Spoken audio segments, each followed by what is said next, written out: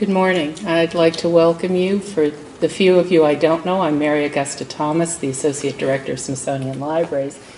And this is the sixth in our series on the future of libraries. We've been really pleased with our series to date. It's helped give us a lot of new ideas. It's brought some new people together. I'd like to tell you a little bit about how we've done this series. We're looking forward as part of our strategic planning and our 40th anniversary year. This is our Ruby anniversary, and we thought instead of just looking back at what we've done, we'd try something a little different. As I mentioned, this is the sixth in that series, and we are lucky to have the co-sponsorship of the Smithsonian Archives and the Office of the Chief Information Officer to help make this work. So I'm very happy to have you join us this morning. I think you're in for a good morning. I have had the luck of hearing David Lankes before, in fact twice this year, and each time I've come away with something new and something that I think is probably an idea that keeps at me for a while, so I'm sure we'll have the same. I can say that because I went on Virtual Dave this morning, which is his site, and I actually cheated. For those of you who think you're in the Elements of Fiction writing class and like to go to the end of the novel first, you could actually take time and go take a look really quickly. Although I'm sure hearing David talk will be more interesting than just looking at his slides. David is currently the director of the Information Institute at Syracuse and a professor in Syracuse University's School of Information Studies. He's an advocate of participatory librarianship, and that I'm sure will help be focused on in his remarks this morning. I'm not going to say anything much else about him because I think we want the time spent with David, so welcome, and welcome to all of you.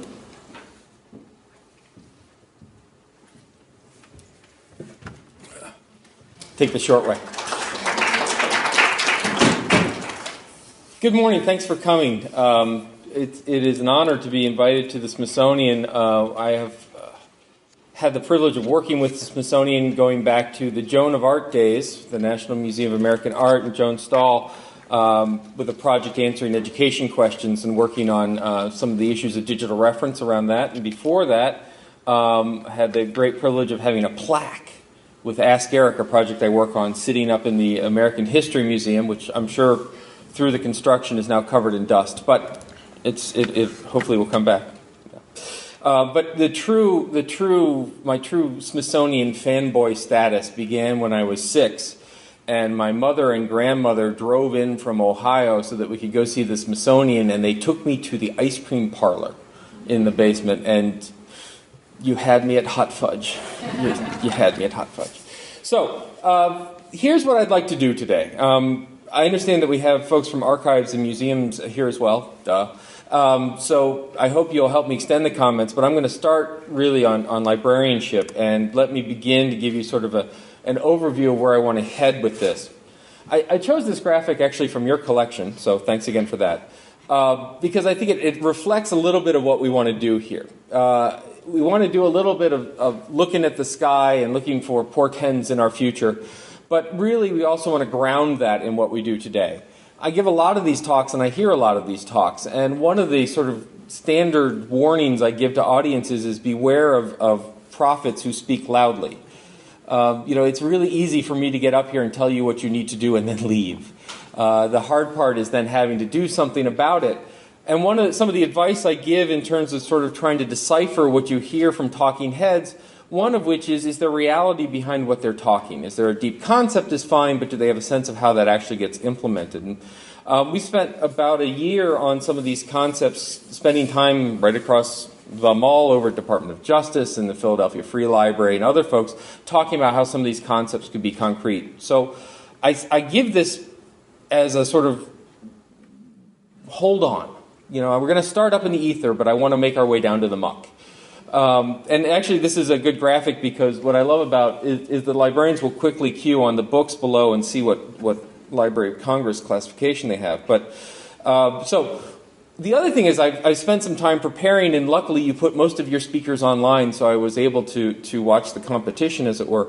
And one of the things I noted, which is that they talk about the future, they all bring a sort of different lens to it.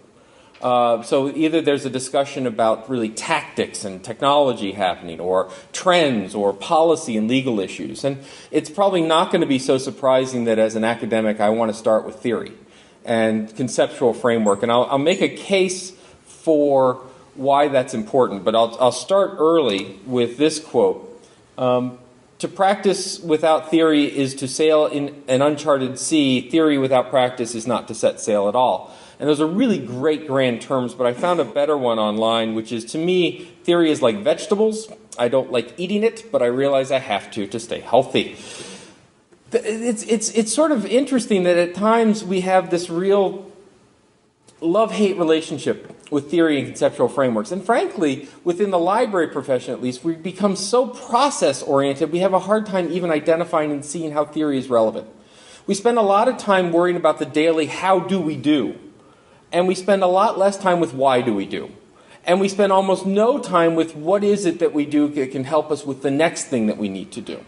And so I want to spend a good amount of time thinking about those. The other thing I'll do right before I jump into my slides is I'll highlight that down in the corner, for those of you who see the slides afterwards or want to click on them, is a lot of what I'm going to say is pretty dense stuff, and I'm going to hit sort of the highlights. But if you want to sort of explore an idea down deep or further, that's what these little URLs are for if you want to follow it.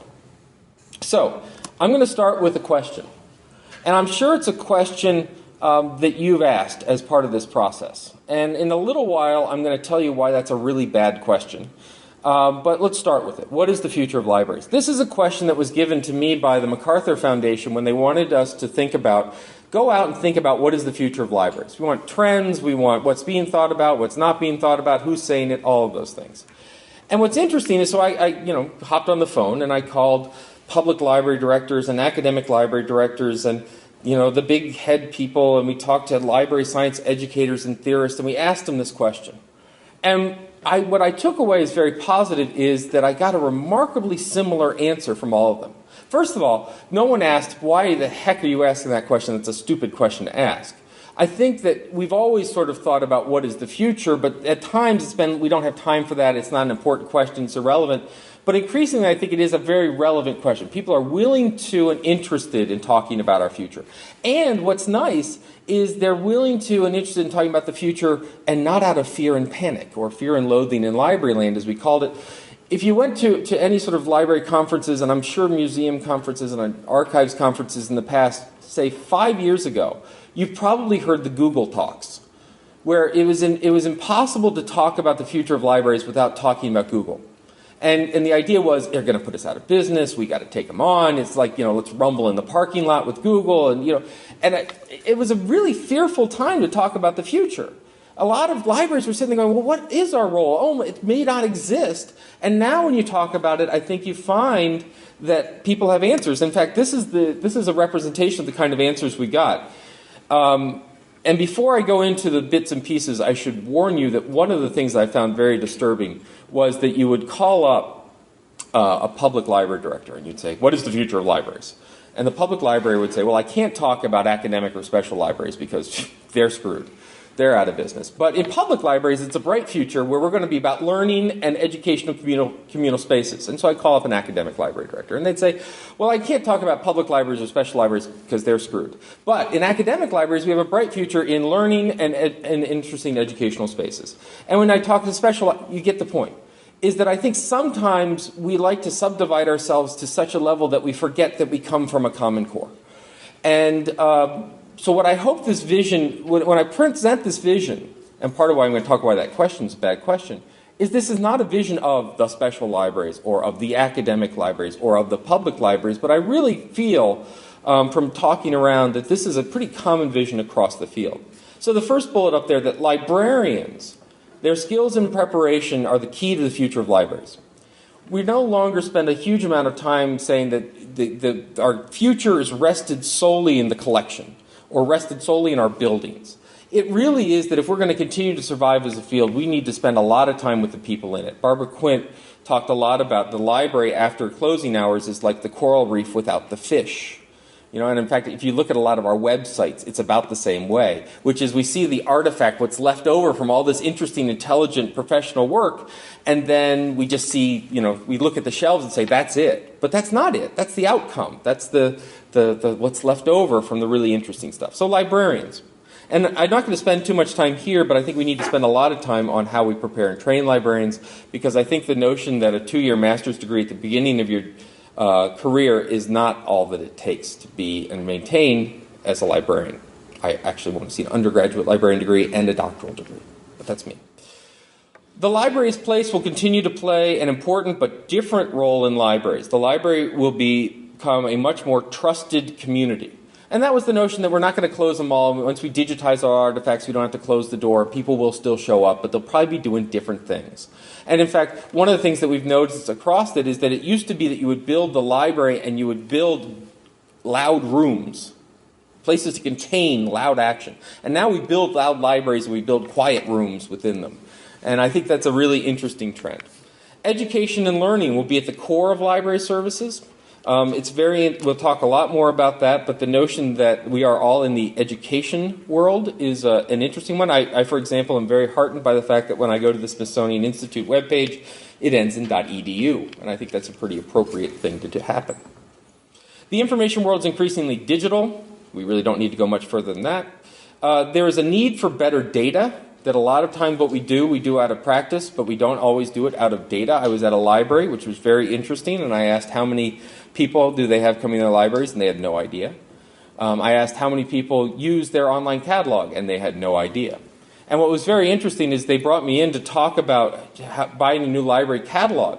And they wanted this to be a foundation. They said, the library catalogs where we should build all these cool services that involve and bring users into it. We should build on that foundation. And I said, oh, that's interesting. And we were talking a little bit more, and they mentioned the fact that their library catalog went down for a month.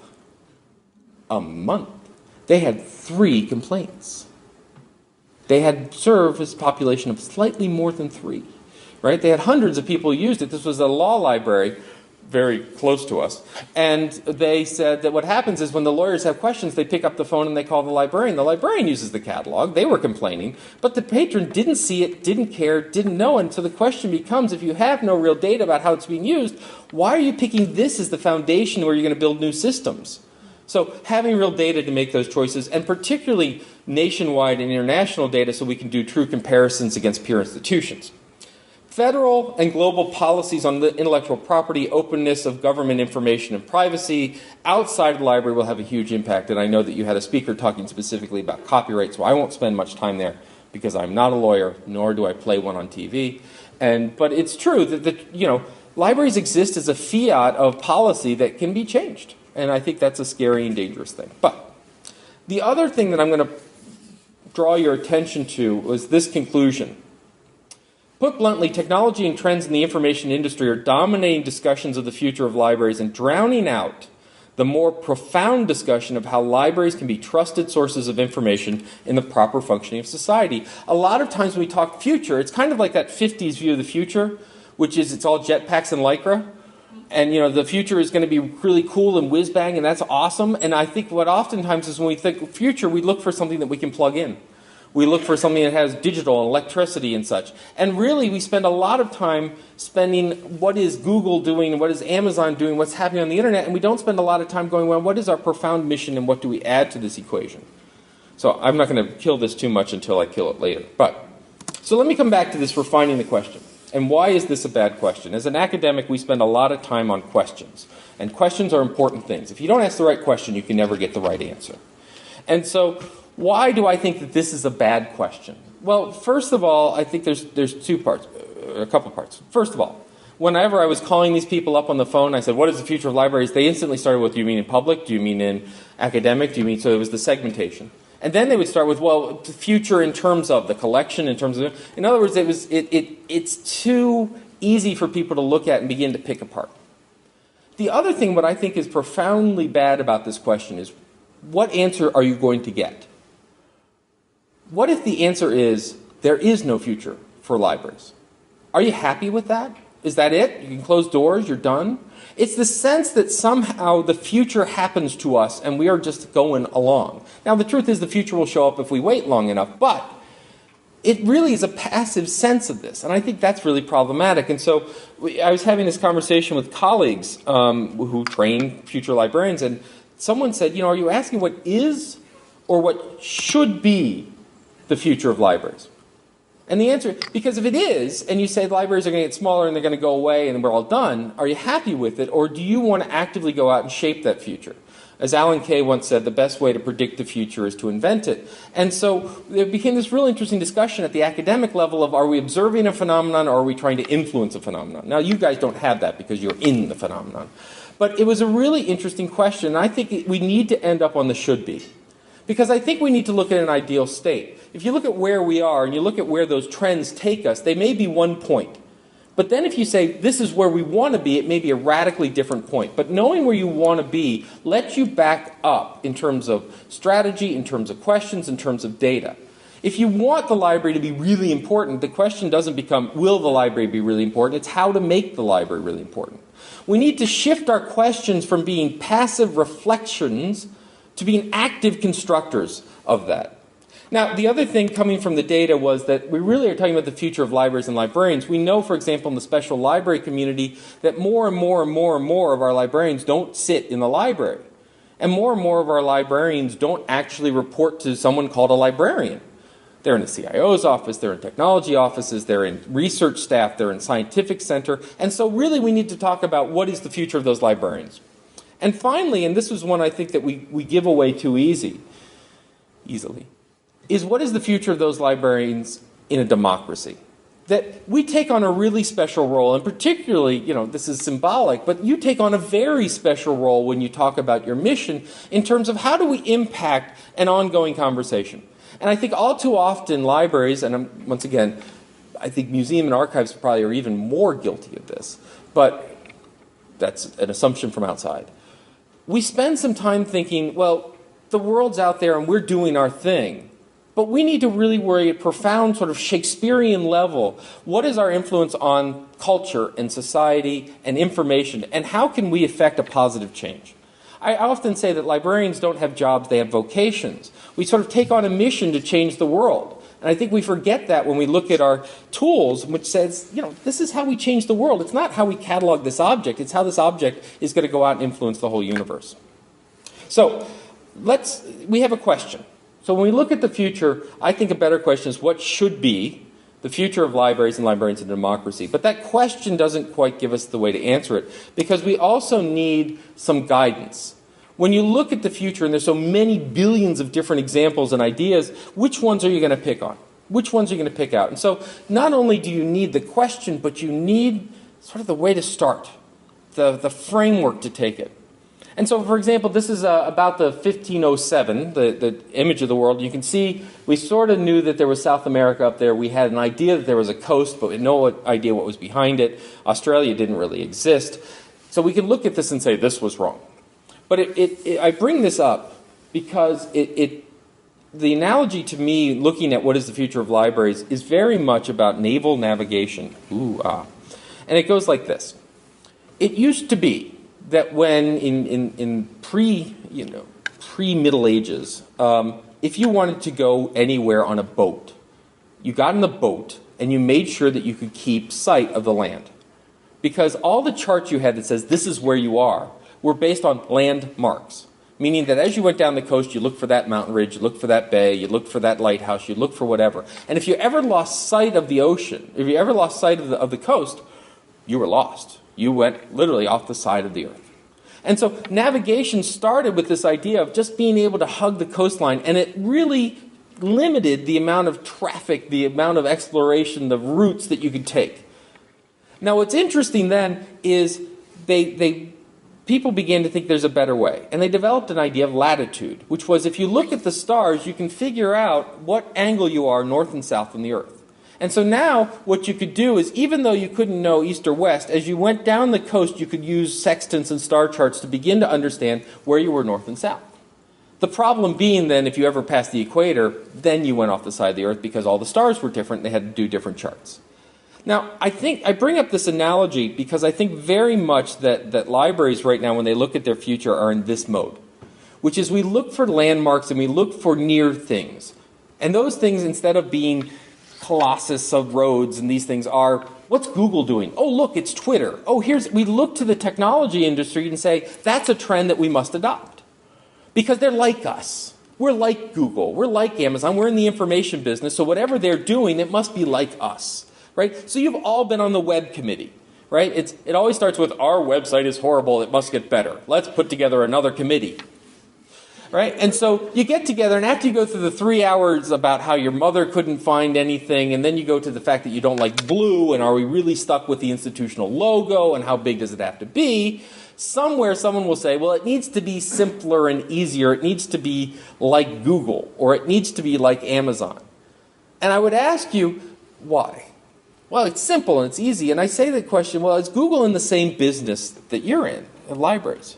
Well, they find information. I said, well, Google's not in the find information business. Google's in the advertising business. It's the largest advertiser in the world, and whatever they can do with their lost leaders like search, like blogging, like office applications, to get your eyeballs on ads, that's what they're going to do. And we've already seen that they can influence, for example. In fact, you really don't want to be like Google in your search algorithms, because then what you'd be doing is selling placement in the catalog to good authors, which, by the way, if you're willing to do it, I'm willing to pay.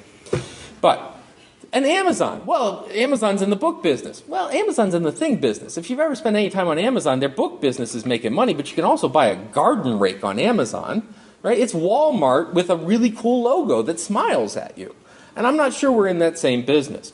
So we look at these near-term landmarks. But once again, getting back to my story, here we are. We're navigating up and down. It doesn't work. And the real problem is once we figured out the star charts, we could figure out latitude north and south. But east and west, still a problem. I mean, it's really interesting. When you look at navigation at the time, people, what they would do is the captain would take out a big log, throw it in the water, and see how far it receded in the distance, and guess how fast they were going, and come through this 3-hour calculation where the people in the crow's nest were literally burning their eyes out to figure out the sun's location, and they would end up a couple thousand miles in the wrong place on rocks and die. It was bad. All right?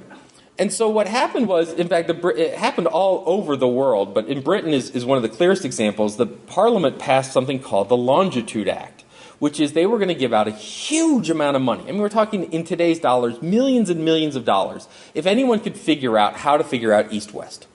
And the big money was on astronomy, that people were going to be able to chart the star and the moon's location through this sextant. They could figure it out. And they'd come up with some rough estimations.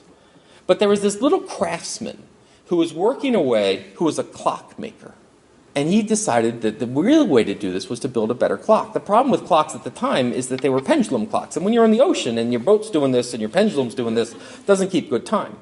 And if you went to a spring-loaded system and you moved into the tropics and into the Arctic, the springs froze and contracted at different time. They lost things like hours a day. It wasn't a good thing. But he developed, through a whole series of technology, a really cool set of clock mechanisms, and won this money, that allowed them to figure out, as they moved east and west, they could look at the sun's location, look at the time on their clock, know what the time was back in Greenwich, and could calculate the difference in around a circle, and that's how far they were. And it massively revolutionized seafaring. First of all, it opened up colonization like crazy. It created cross-ocean systems of commerce. It allowed the colonization of many different places, good or bad or indifferent, and suddenly the ocean was open to us. And what's interesting is we've ended up with a system of navigation that looks like this.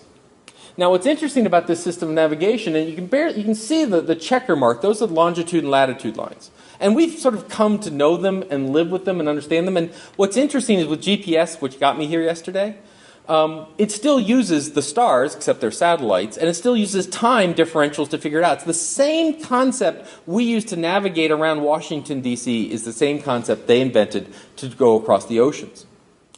But what I want to point out about these lines is they don't exist. You don't trip over them as you go.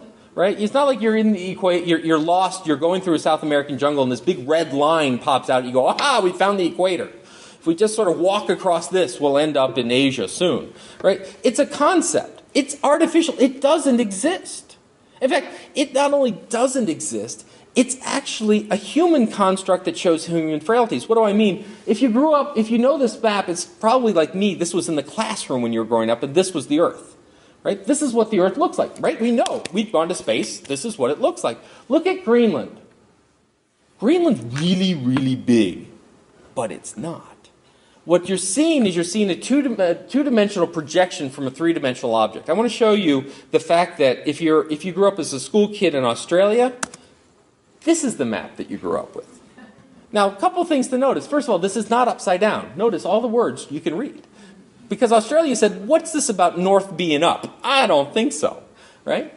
And so just because you live in Alaska doesn't mean that you are on diplomatic relationships with Santa Claus. It's important where we are in the world. Sorry, bad attempt at a political joke. Anyway, the other thing I want you to notice about this is it's the same map, it's the same projection, but look how small the United States is compared to Australia.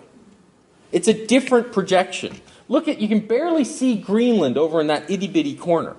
Right? These constructs are constructs. This way we interpret and represent reality are created through a social process. But this intellectual construct of longitude and latitude allowed them to truly navigate and understand the world. And I would argue it also bounded the world. Meaning these constructs that we make up are really the limits of our possibilities.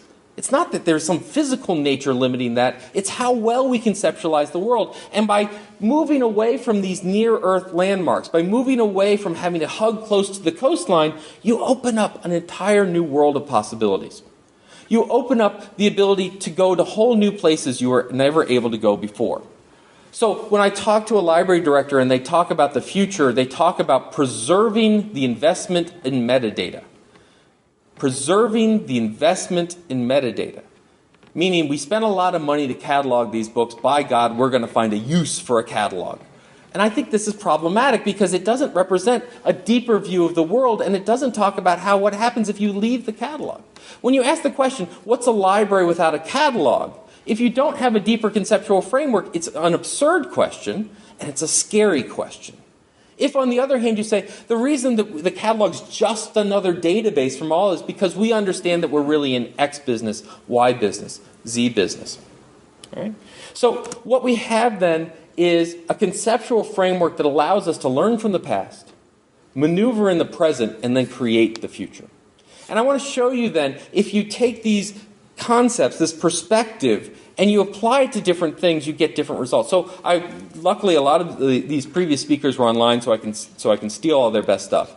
And this Roy Tennant was up here, and he talked about the history. Right? It's pretty natural that when you talk about the future, you always end up talking about the past. Right? I mean, that can be annoying too. Have you ever been in the committee meeting with the historian? And I mean, you guys have been in the meetings with historians. But I meant the person who goes, well, what you got to remember is in 1932, we tried blogging, and it didn't work.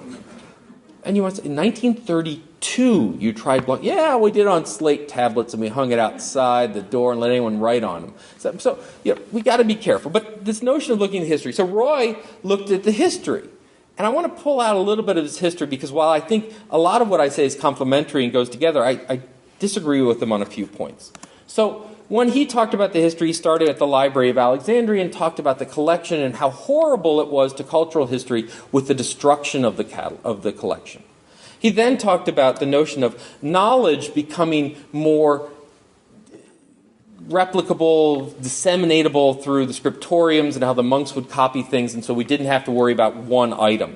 And he went on to printing presses and amplification of that. And then he talked about how Benjamin Franklin really constructed some of the underpinnings of today's public libraries with the notion of sharing knowledge, sharing collections. That there were all these sort of, frankly, rich white men in Pennsylvania that had big books and ran out of room, and so let's all put them together. So let me take a little different view of history here, right? Instead of Library of Alexandria started our foundational thoughts about libraries as a big collection and gathering the world's knowledge together in a place, to taking knowledge and making it replicable, to then taking knowledge and making it shareable. I want to take you a different perspective. I'm going to start with the Library of Alexandria. But what you need to realize about the Library of Alexandria is it wasn't a building. In fact, many people call the Library of Alexandria the collection. It was a campus. And in fact, the library was built next to this big building dedicated to the worship of the muses, and it was called a musée, where we get museum. And what's interesting is when you look at the functions of these two buildings, they're radically different, right? So yes, the Alexandrians loved documents and they loved information. So in fact, if a ship came into the harbor, what they would do is they would send someone down to confiscate all of their scrolls. And I think in a brilliant way, they would then take those scrolls, copy them, and hand the copies back to the ship. If we could do that. I know you're doing bag checks. Maybe this is a good idea. And so they would take these documents, but they wouldn't take them back and put them in the library. They would take these documents and they would put them in the museum. Because what the library was for was scholarship. So what the other thing the Library of Alexandria was doing is they were bringing scholars from all over the known world, setting them up with patronage accounts, and bringing them to walk around this building they called the library. And when they constructed it with open courtyards. They constructed it with places to walk. They built the different housing in the system so that the scholars would have to bump into each other on a regular basis. And then as they were doing their scholarship and learning, they would begin to write things down. And what would happen after they wrote them down is they would go to the museum. And so what happened was, if you think about the Library of Alexandria, it wasn't a place with a lot of stuff.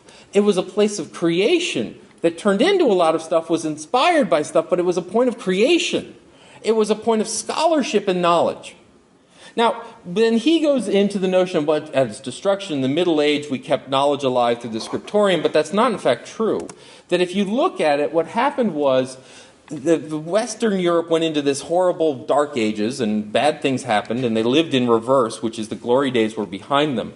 And the other thing that happened is mercenaries started popping up and fighting each other. And so the Pope, to get rid of them, said, "Oh, crusade, go save Moorish Spain from those horrible Islamists out there."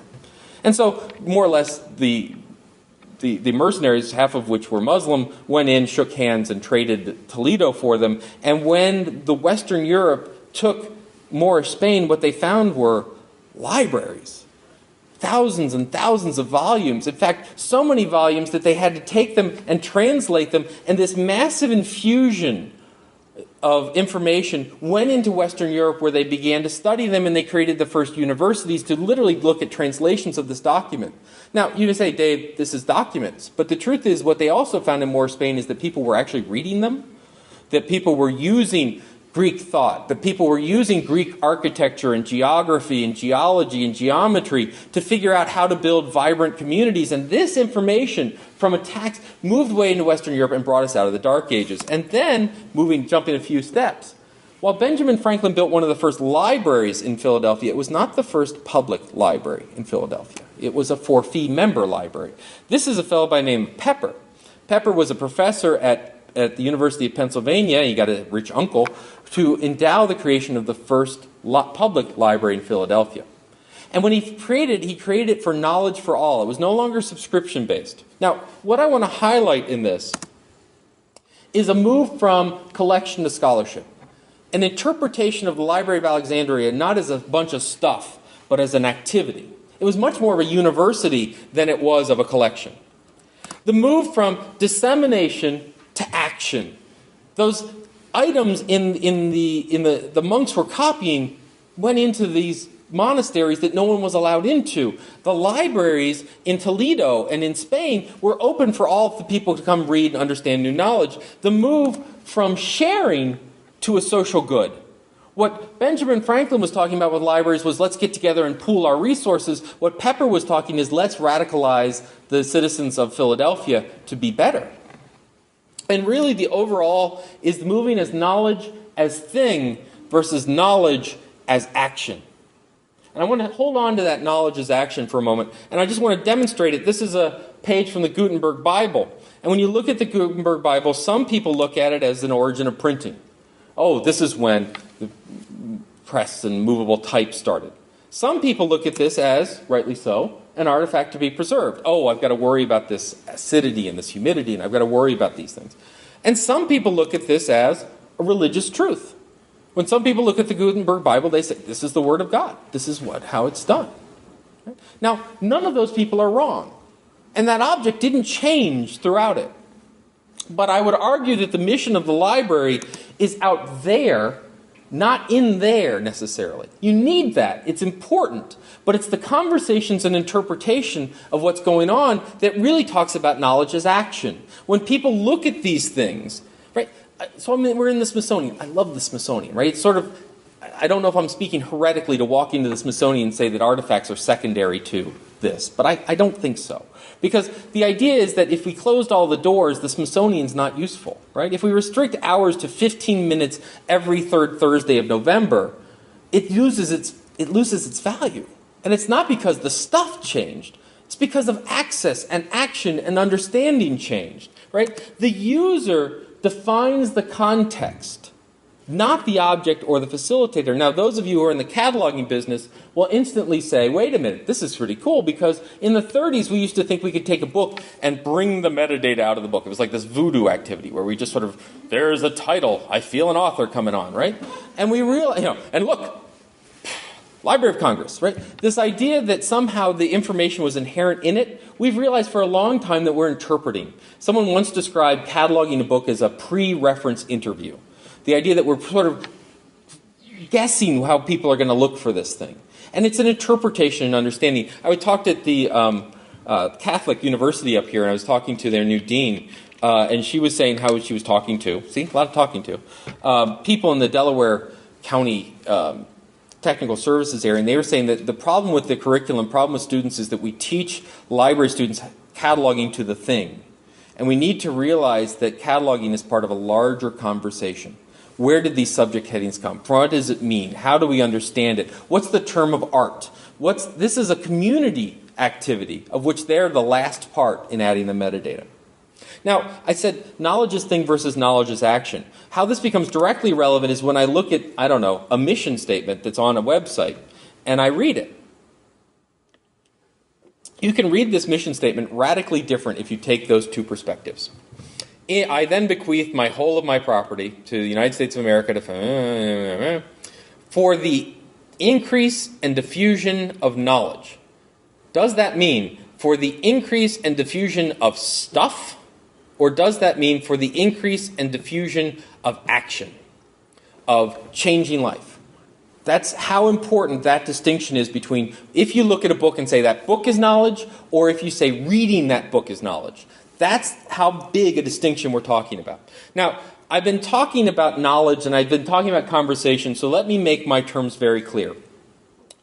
Participatory librarianship that we've been spending some time on comes from a very simple notion, which is knowledge is created through conversation. I'm going to talk about what that word conversation is in a minute.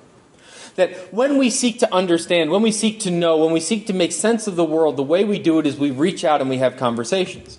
Sometimes those conversations are one-on-one, sometimes they're one-to-many, sometimes they're many-to-many, sometimes they're within ourselves. Now, that may sound original or it may sound weird. People in libraries particularly are worried about people who talk to themselves in front of reference desks. But really what it means is when you woke up this morning and you said, am I going to wear this jacket or this tie, who were you talking to? When you're sitting there right now going, is this ever going to end? Who are you talking to? Right? That's a conversation you're having with yourself. Now, we can call that metacognition if we want to, or critical thinking. But the point of it is that we're having a conversation. And I'm going to talk a little bit more. If libraries are in the knowledge business, and I have very few people go up and say, no, we're in the stuff business. We're in the book warehousing business. We're in the materials distribution business. If we're in the knowledge business, we're therefore in the conversation business. And it changes everything. So what do I mean by conversation? It comes from this fellow by the name of Gordon Pask. Gordon Pask was a cybernetician who wanted to teach machines how to think. And he thought until they caught up, he'd use people instead. And so he looked at how people thought. And that's where he came up with this knowledge is created through conversation. And he said, this is what conversation is, because it's not a metaphor. When we put this out, some people go, is that storytelling? Or it's literally conversation. What is a conversation? First of all, it's a set of two or more conversants. And we talked about how those conversants can be multiple people. It can be one-to-one. It can be within one's individual. And what are those conversants doing? They're exchanging language back and forth. So that's what we're doing. Now, it's very interesting when you look at language, it's not just a matter of a bunch of utterances going back and forth. They have levels.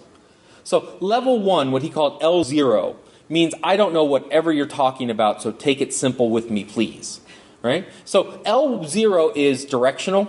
Have you ever been to really bad computer training where they say things like click here, now click here, now click here, and in the middle of it you go, now why? Don't ask. Click here, now why? Click here, and you're writing it down, and you walk away knowing what to click but no idea why or how it works, and you don't truly understand the system. That's an L0 conversation. When you go into a new setting, you know nothing about a topic, and you start asking things like, well, we were just having a conversation about Smithsonian libraries. How many libraries do you have? How is it organized? It's very directional. It's a simplistic language because we don't understand the domain. That eventually migrates up to what you would call L1 language, where both of the conversants understand what they're talking about. Now, that's, for example, I can say the word catalog, and you don't think J.C. Penney's, right? I can say catalog, and you don't think sweater. Right? That's we're having an L1 conversation. Now, what's interesting is look at the systems we build and ask yourself, are they L0, L1? Or what really Pask was trying to get is learning systems that bring people from low knowledge to high knowledge, to train them. The number one L0 interface, meaning not a lot of knowledge in use in the world today, is probably Google. Look at Google, that one little text box that we all love.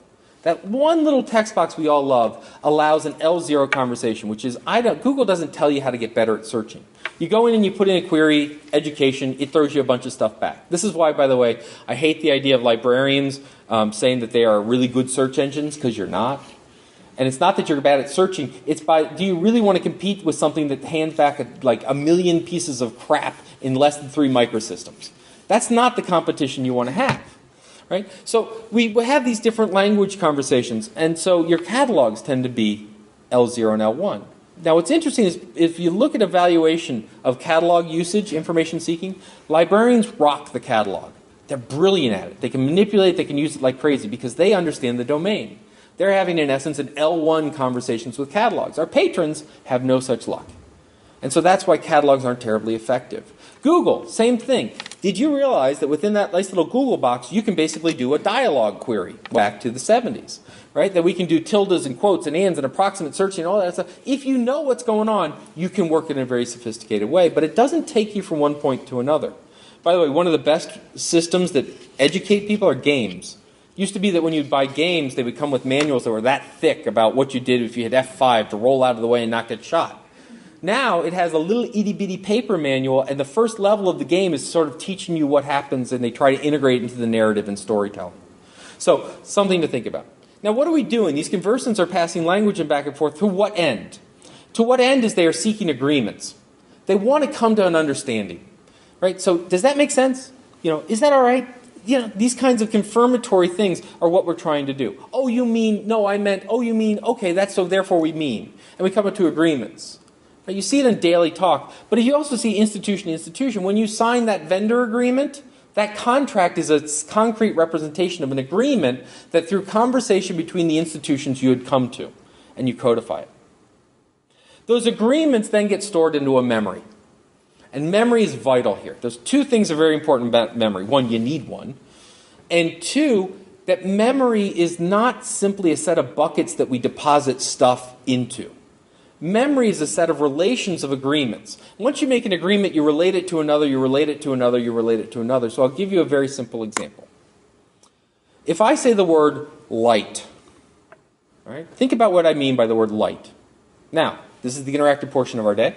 How many people thought not heavy? How many people thought illumination?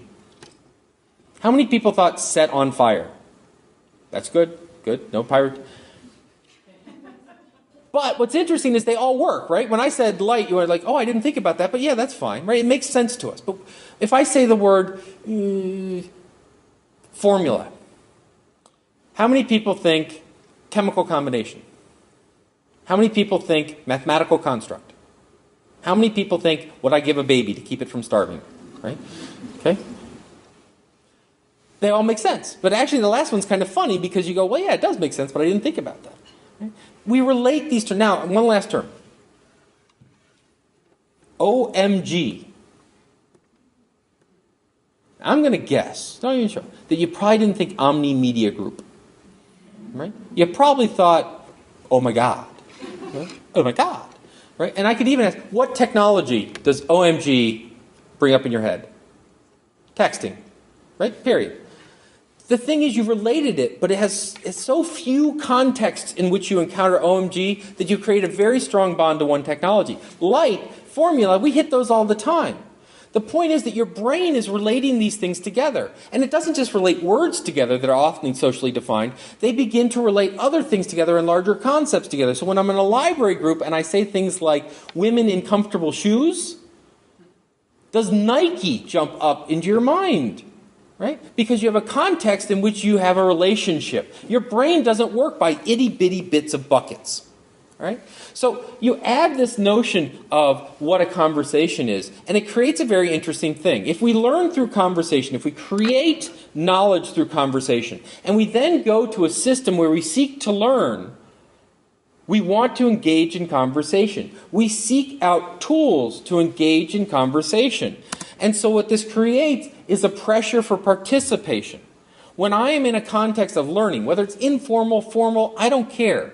I want to be part of it. I want to have a part of that conversation.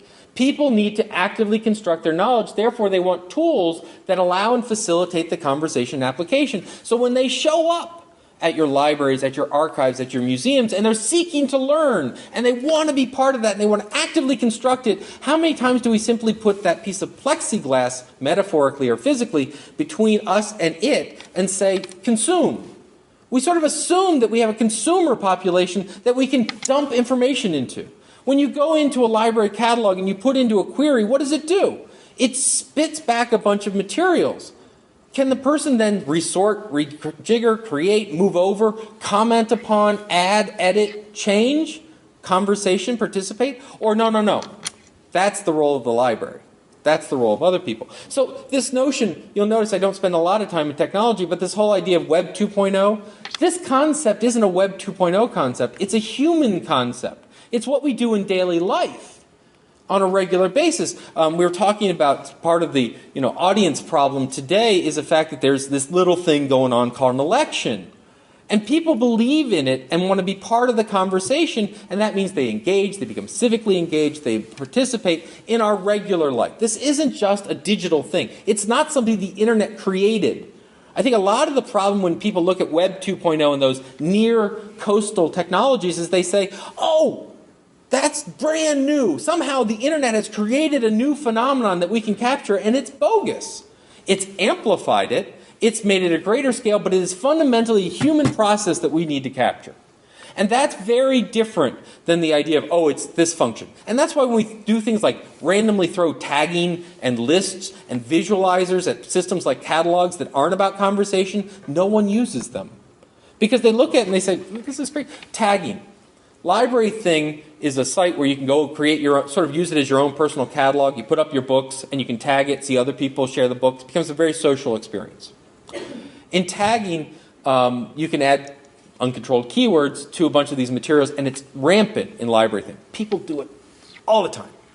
And they were trying to wonder because Amazon provides the same capability. And in Amazon, no one tags.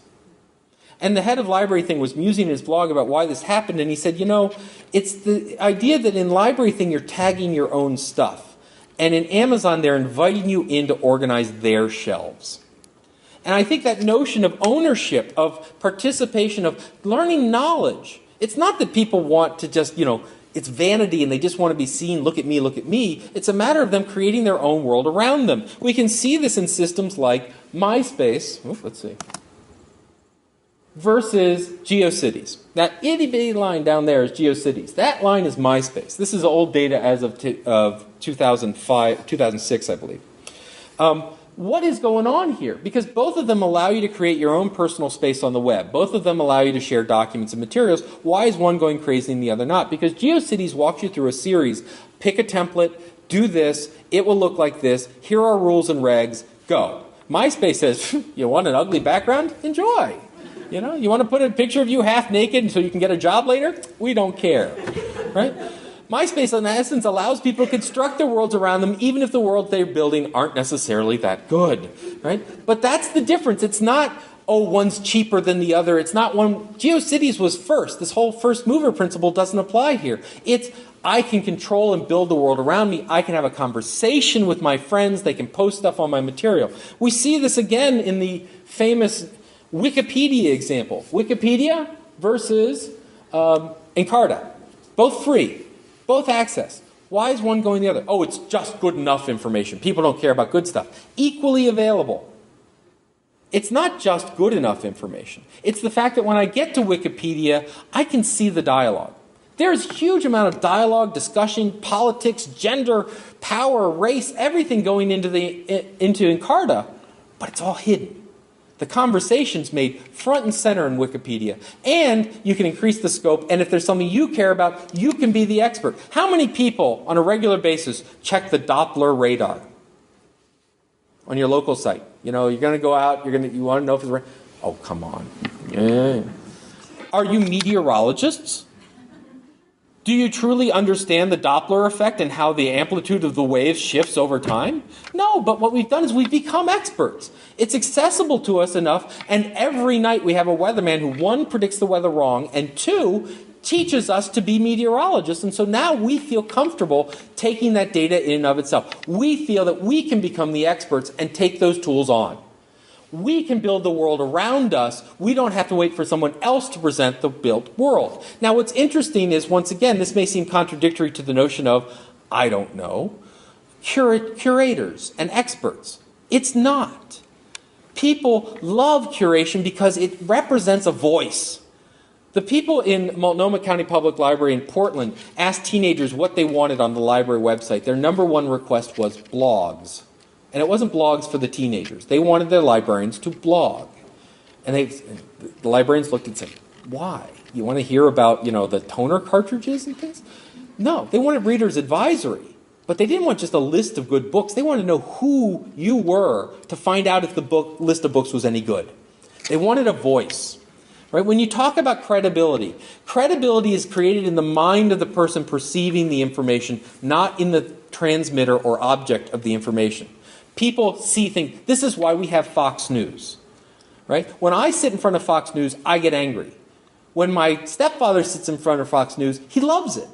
Because there's a recognizable voice that people can determine whether it's credible or not. Two major criteria for credibility on a website.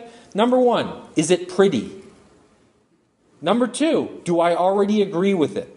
If you can factor in those two variables, you can determine whether people are going to see it, whether it's right. If it's pretty, that means it's professional, that means it's organizational, that's institutional, therefore it's good. Right?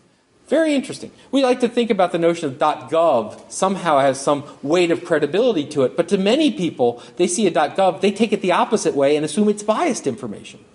That point of view is important. And so when you look at curation in museums, I think we need to do a lot more curation in libraries. But it doesn't mean just selection. I think a lot of librarians, when they hear curation, they mean, you mean filter and break things down? I said, no, it means adding voice to. It means making that voice present so that people can build their world around them. Now, the other thing that becomes important in this model of knowledge is that we need to be in the facilitation business, not the access business. So the example I give is that's my son over in the little corner reaching out for George Washington's sword. What happens if he gets it?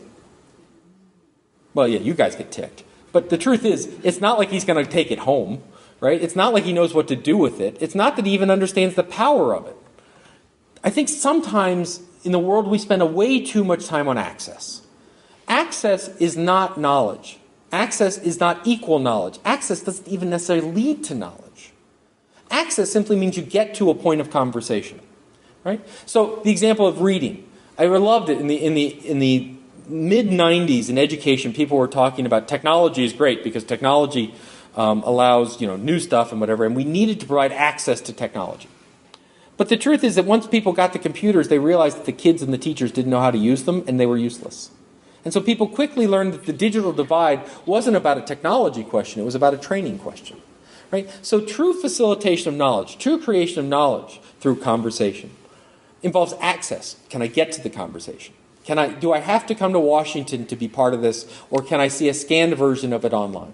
Right? That's the real digitization question in many camps, where you digitize for access. And that's fine. But the other part is knowledge, which is once I get to the conversation, do I understand what's going on?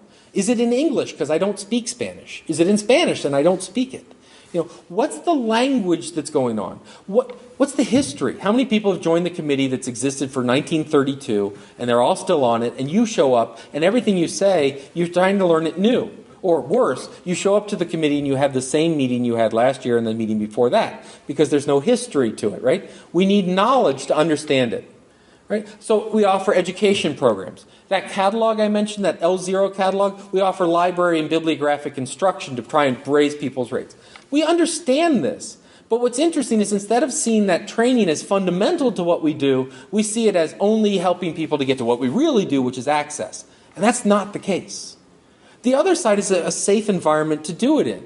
All right, so I'm at the conversation, I can understand what's going on, but I'm not going to say a word because I don't know who these people are. Oh, the director's in the room, and I don't want to be seen as off base, right? How many times have you had to go into a meeting and basically say, it's okay to ask a question? It's okay not to know the answer.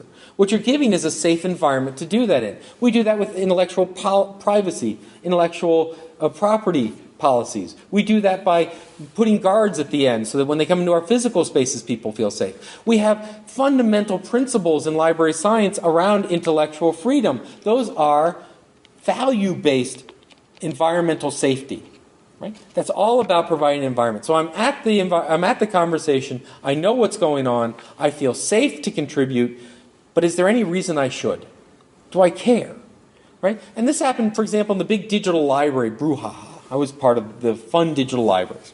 And digital libraries, we'd build these fascinating, beautiful collections of Confucian texts and such. And we'd invite the teachers in because now they had access to the good information. And we would wonder why they didn't stick around. They would come in and they would find the images and they put the lesson plan, but they wouldn't give us the lesson plan back. We'd put a comment form in and no one would fill it out. What's going on here? And then we look at Flickr. Damn it. And everyone was uploading their images just fine there. They didn't care to give it to us, but Flickr, they'll do it fine. And we were like incensed. And the answer we came up with was good enough. Well, they're just going to, it's good enough there. They don't quite need the Confucian text, so they just go to Wikipedia and look up the word Confucius. I mean, the idea was that we didn't give them an opportunity to participate. We didn't give the tools to craft the world around them. We said we invited them into our space to give them our information for us. And people said, forget it. And the other thing is they said, what's in it for me? And some of it's vanity. Look, your name's up there. Look, this is up there. But a lot of it is extrinsic and intrinsic motivation. How do we reward people? So I talk about identity management in libraries, and there are two identities in any library. We're very naive on this. There are librarians and there are not librarians. Right? Not librarians consist of everything from the President of the United States down to the person who locks up the door at night. Why? Because if the President of the United States, well, let's choose a little less charged one. The director of the Smithsonian walks in and they want to change or add something to a library record. What do they have to do? Find a librarian. We're gatekeepers. We say the people who are able to author in this environment and in our systems are librarians, and the people who are not able to author are not librarians. Annotations, tagging, these are nice little baby steps to distributing identity. Why is it that if someone knows a lot more about us, they can't go in and edit the record? Why can't we have our curators adding annotations and records and materials? Maybe you are. I hope so. So we need to worry about motivation. So Eli Nyberg at the Ann Arbor Public Library talks about how the library went from a net detractor of social capital to a net creator of social capital. It used to be that teenage boys never wanted to go in the library. They didn't want to be seen in the library because that meant they were nerds. Right? Geeks good, nerds bad. Nerds. Right? But then they started offering gaming programs, and the first thing they did with these gaming tournaments is they put their scores online.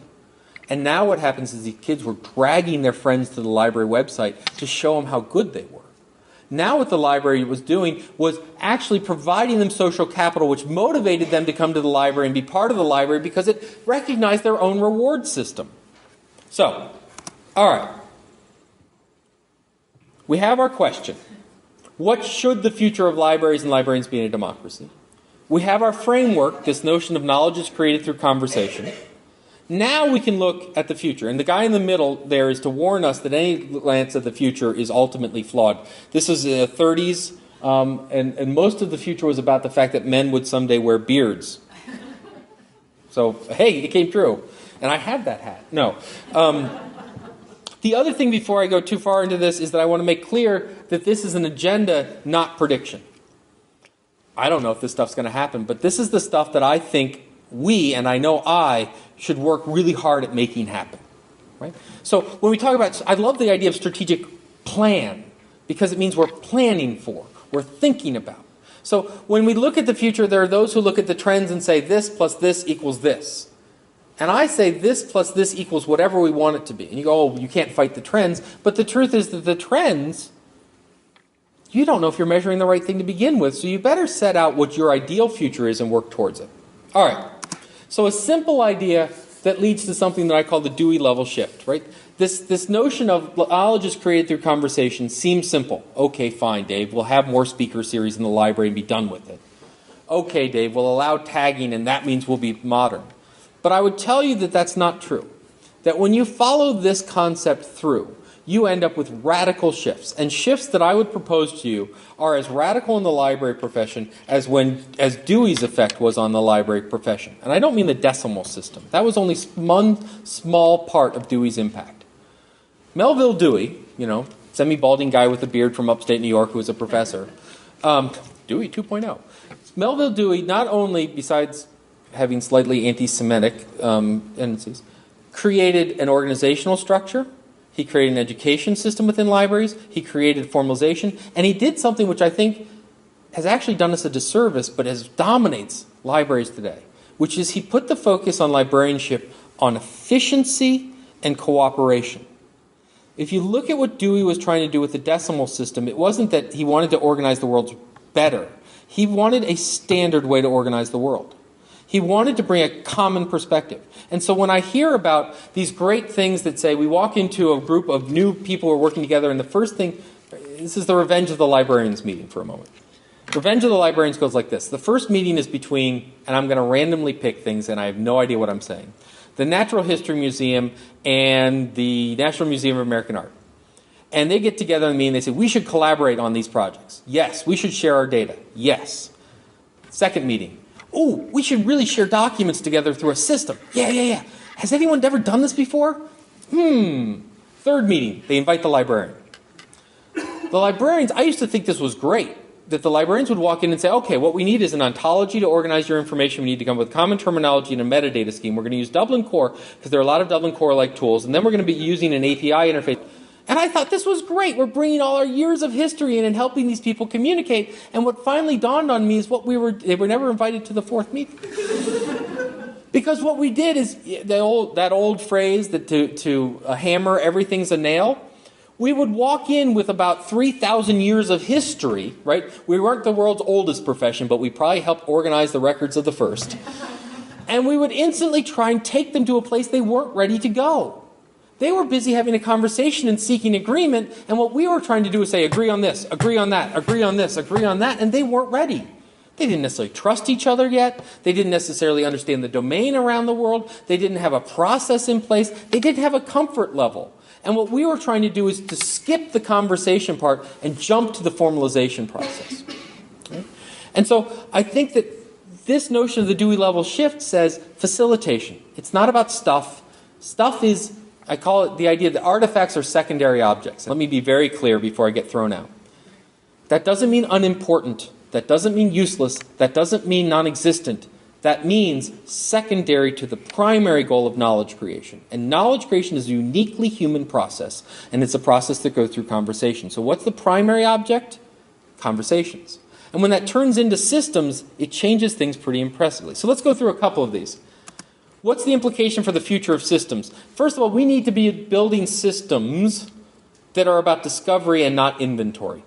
A library catalog today is an inventory system, period, enough said, done. Now, if you don't know the difference between an inventory system and a discovery system, let me tell you.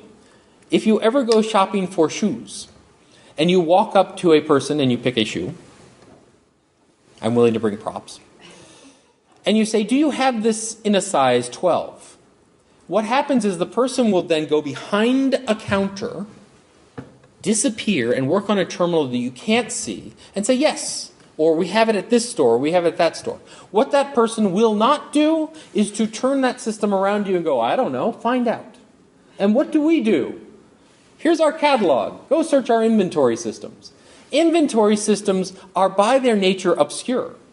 The other problem with inventory systems is that they are great for finding stuff you know exists. That's what they're great. They're finding known items. They rock at finding known items. If you have no clue what you're looking for, good luck. Right? That's where we hope browsing picks up. That's when we hope other things. The other thing is that our systems aren't about knowledge, they're about stuff. So when we get an item, we catalog the item. So we were having a brief conversation beforehand. So you got to be careful when you talk to me beforehand. And we were talking about shoes, right? And that several libraries may want to sort of build systems around shoes. And the question is, how do we describe them? Is it one set? Are the laces a separate object? Right? And all these questions about resolution, what schema do we use, what language? And I would argue it doesn't matter. And you're going, huh? Here's what matters. How are people using the shoes? They're not wearing them, so we know that's not one. But it may be who wore them. Right? And what do they relate those shoes to? So when I walk through a museum, I tend to be one of those people that does a museum in an hour, right? Which I understand most curators despise. I should be actually there for 12 hours reading everything. But I love to just sort of browse. I'm like, a bovine nature of libraries. And what I'm doing is I'm connecting things from different libraries together. Right? So when I look at the American History Museum and I look at what they've done in computers, I relate that to Air and Space Museum in terms of space flight, and I relate space flight even to evolution that's going on in natural. That's my way of organizing the world. All right, so I can do this in 10 seconds. I can do it in a minute.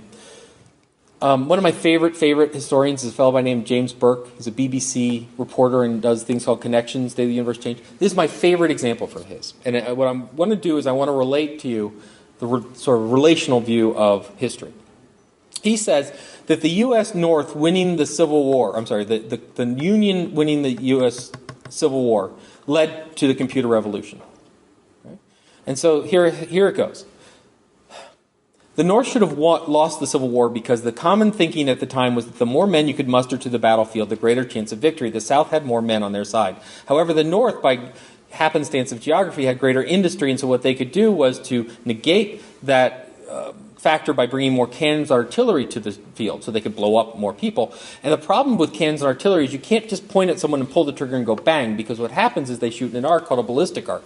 To calculate the distance under an arc, what you have to do is calculate the area under the arc, which is calculus. Not too many Union soldiers could do calculus on the fly in the field, and so what they did is when they manufactured the cannon, they would create tables. They would say this distance equals this angle, this distance equals this angle, and they provide the table with the cannons. The U.S. North won the Civil War based on the ability to better use artillery that then became the common thinking in military history and military strategy, which was greater artillery leads to greater victory. This happened in World War I and World War II. The problem in World War II is we were facing against the Germans. The Germans actually had a greater industrial capability to produce artillery than we did, led to an arms race where you're getting bigger and bigger and more cannons, and they had to produce more and more of these tables. They ran out of people to do them. They wanted an automated way to do it, and so they began to develop the digital computer. So they developed ENIAC as a digital computer that they powered with vacuum tubes. The problem with vacuum tubes is they're very fragile, and so when insects and dust goes in them, they break, and they were breaking down all the time. They needed a better way of doing it. They figured out through physics if you wafer silicon together, you can get something called a transistor. The great thing about a transistor is you can shrink it over and over and over and over and over again, and eventually you get hundreds, thousands, and millions on top of it, and those millions of fabrications led to the computer CPUs that sit in every computer today, and therefore the modern computer revolution. Therefore, the U.S. North winning the Civil War led to the modern computer revolution. Thank you very much. That's not linear. Right? That's not how the history books would say it. And in fact, if we got a book on artillery, Civil War, ballistics, computers, ENIAC, would we have put them anywhere near each other? And yet, for Burke, they were fundamentally the same thing. And what he wants is a catalog record where he can put that into the catalog. Leave a path, a breadcrumb trail, which is fairly idiosyncratic, terribly unique to him, but may be very useful to multiple people, so that if I happen into a book, and it says, here's a book on military history. By the way, do you want to see how that happens chronologically? Do you want to see how that happens in different industry? Or would you like to follow James Burke's trail? Or would you like to follow Dave Lankes' trail? Or would you like to find someone else's trail? And then it doesn't matter how many shoes there are. It's how those shoes are in context. And it's the context that we should be describing, not the things. One of the real problems we have in integrated library systems is that our catalogs describe things, books. And Ferber doesn't solve this problem by saying works. Because what I want is to describe relationships. The true knowledge in any collection exists in the space between books. It exists in the space between catalog records. So we need to stop adding lipstick to a pig. Tagging does not equal innovation. Lists do not equal innovation. This idea that we're going to add lists to our integrated library systems and people will be happy. Try this experiment. Pick a random object out of your office. Write down 10 keywords that you would describe that object. Do two things. Take that list to your next door neighbor and ask what you were describing. See if they can figure it out. By the way, you can't use things like Pepsi can if you're describing a Pepsi can. Second thing is, in a year, bring that list out again and see if you can find out what you were describing. Because you don't build the connective tissue between them, they don't make much sense. This is why a long time ago libraries built pathfinders and subject guides and annotated bibliographies, because connective tissue is what's vitally important here.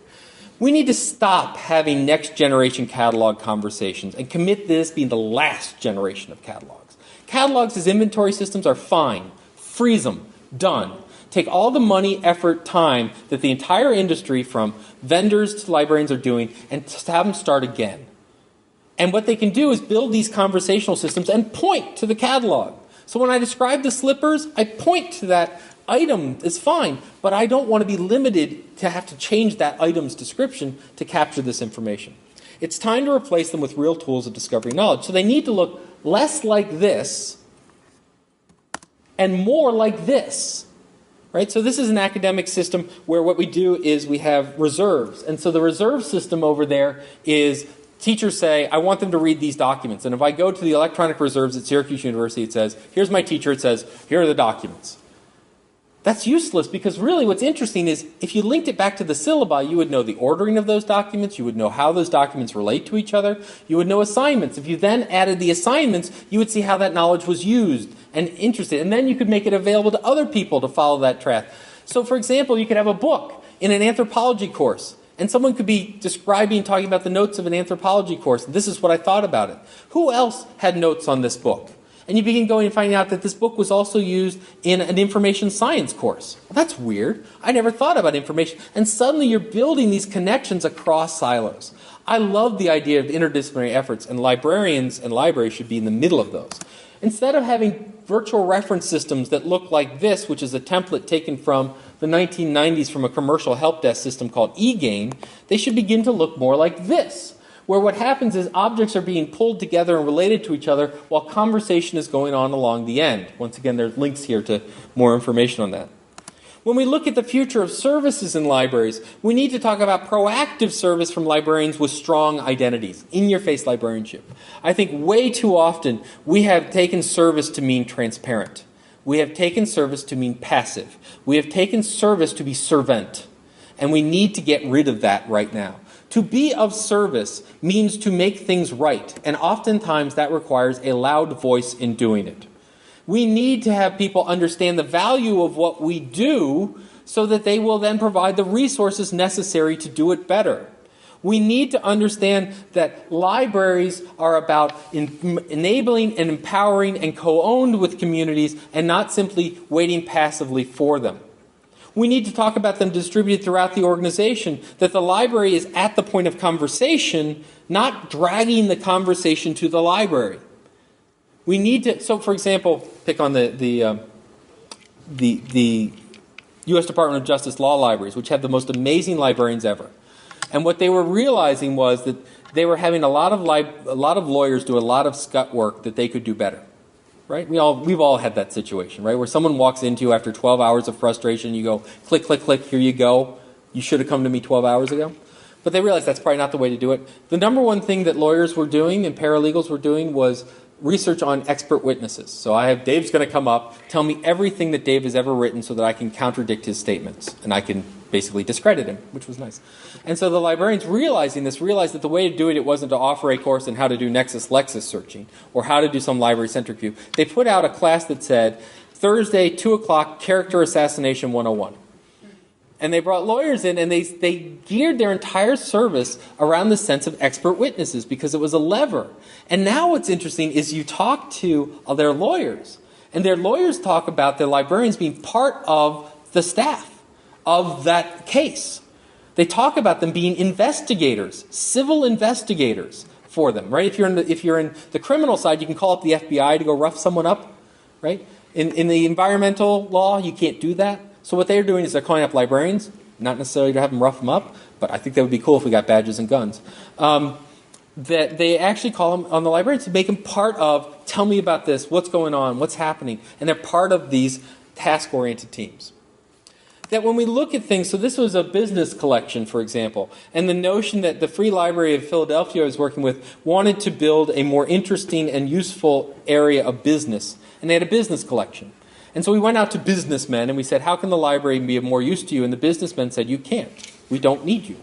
The businessman said, I work at Pfizer Pharmaceutical. We have a library. Thank you very much. But then what's interesting is almost every CEO and venture capitalist you talk to said, I don't need you now.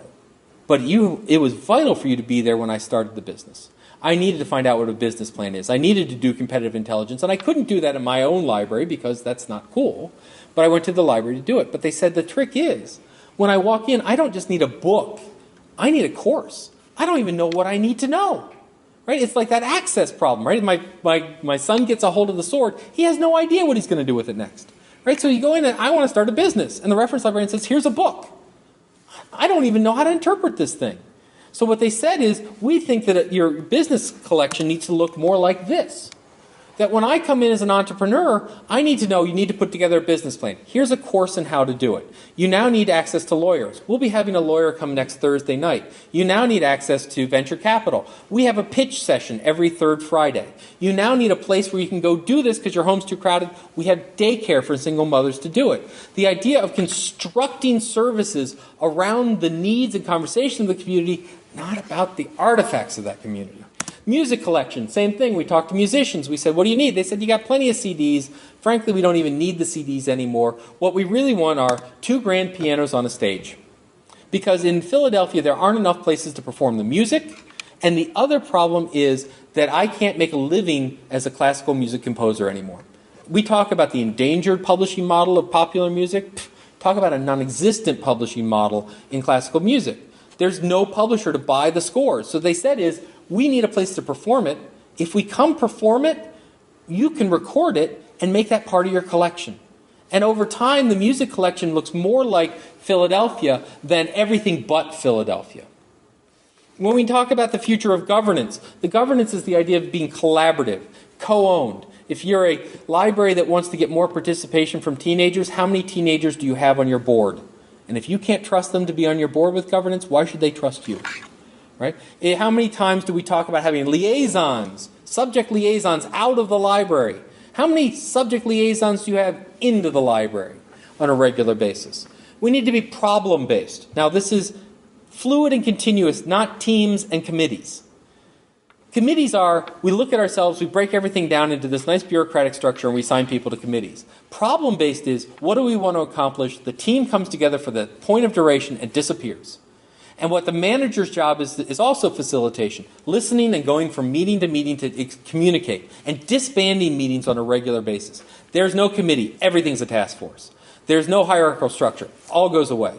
We use wikis and blogs, not because they're cool and nifty, but because we can continuously update them and make them available. The cool thing about wikis and blogs for management are things called RSS feeds. Feed readers where I can go through hundreds of news postings and announcements in minutes.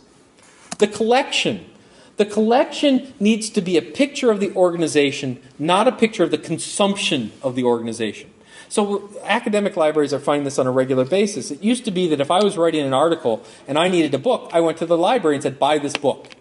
And over time, what that meant was the library was filled with everything that the organization didn't have.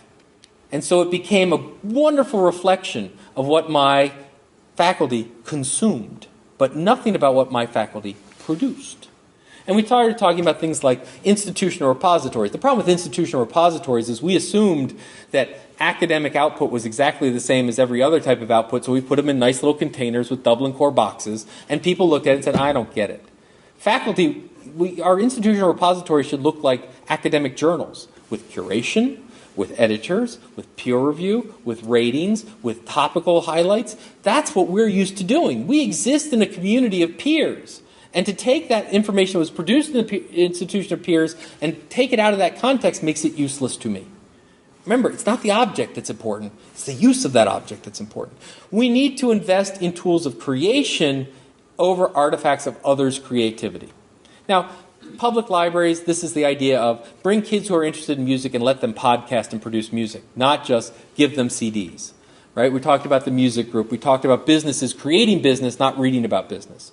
But you are in a point of creation. Right? The Smithsonian is a creative place. This is not a warehouse. So where can we create? What scholarship, what knowledge can we produce? And you say, well, we do a lot of that. We have lots of scholars who come in and spend time in our libraries. Okay. Give me a list of all the output that came out of that activity. Give me every paper that they published that you were a part of.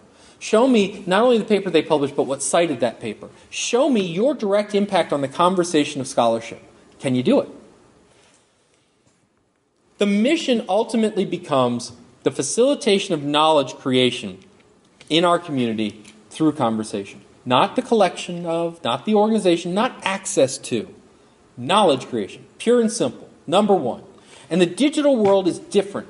If you want to think about what the difference is, it's not that this is a new concept, it's the fact that wikis and blogs and web pages and all this lets us get closer to the point of scholarly foment.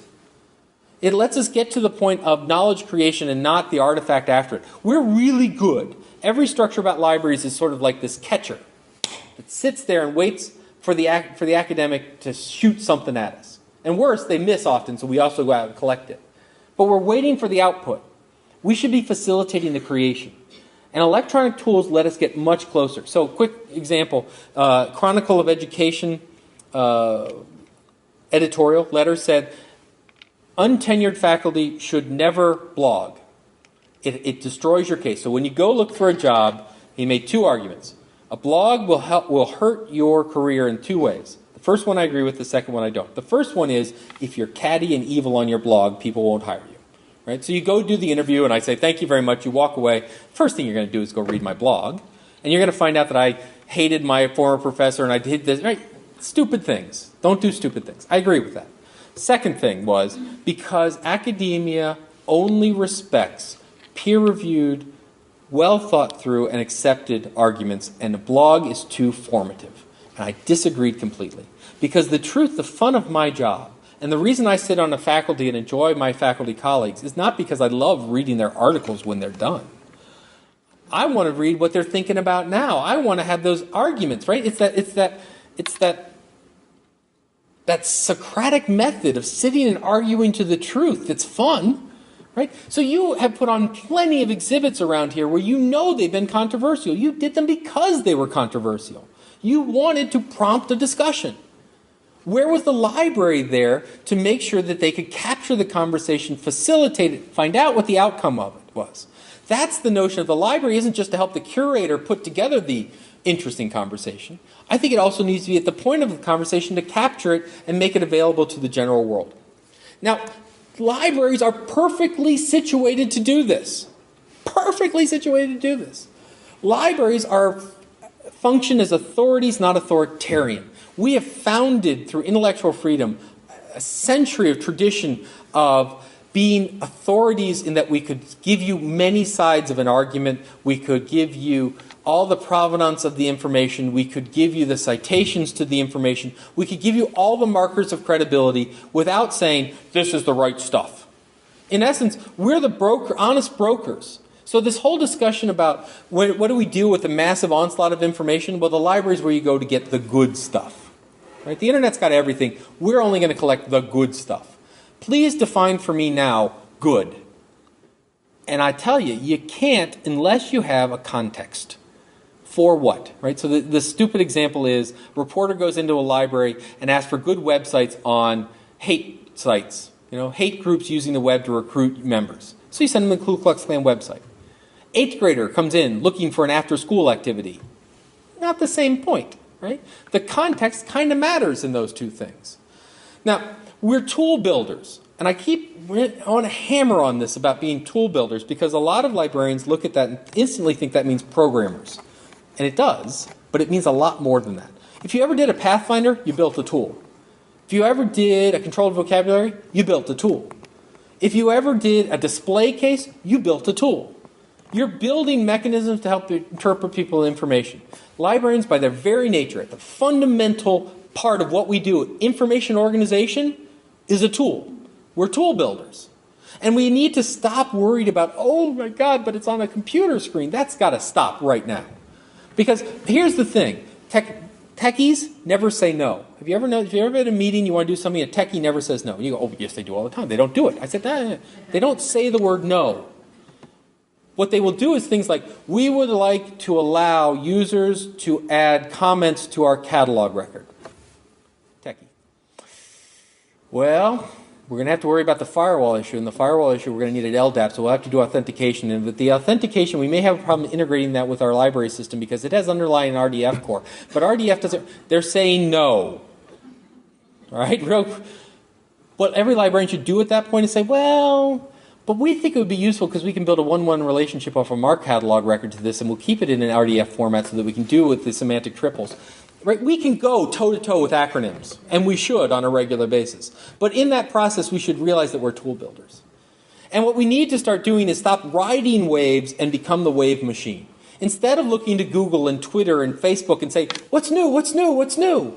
And sailing along the shore, hoping to pick up things along the way, we need to say, wait, here's how the world works. This is where the world needs to be. Here's where we are. Here's the direction. If we need to build a new piece of software to get there, we'll build it. If we need to go and change our mission statement, we'll change it. If we need a new resource for it, we'll get it.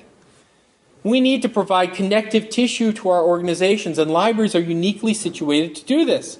I'm just guessing there might be a little silo-esque thing going on at the museums here. Maybe not. But they all have libraries. In fact, I understand some of them have multiple libraries. What we're celebrating here is the 40th anniversary of an integrated system. That's power. What the power of an integrated system is to let the silos be silos. And we'll connect it together.